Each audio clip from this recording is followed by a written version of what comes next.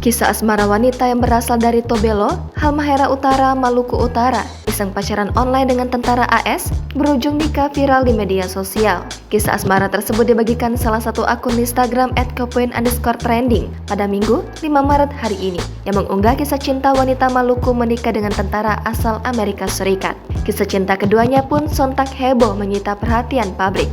Wanita asal Maluku tersebut diketahui bernama Kezia Kobe, 27 tahun, yang mengaku awalnya hanya iseng pacaran online dengan tentara Amerika Serikat yang bernama Wheeler.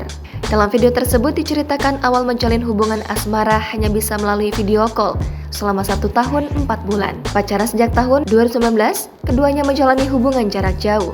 Dijelaskan dalam video itu pula pada tahun 2021 Wheeler melamar Kezia dan akhirnya memutuskan janjian bertemu di Turki. Kemudian keduanya memutuskan lanjut ke jenjang pernikahan. Kezia kini sudah memiliki anak perempuan yang diberi nama Carmela Hermalina Wheeler. Kezia juga mengabadikan momen saat Wheeler pertama kali datang ke kampung halamannya di Maluku. Wheeler tampak bertemu dengan orang tua Kezia dan menikmati pemandangan di Maluku. Unggahan tersebut sontak heboh dan tuai beragam komentar warganet.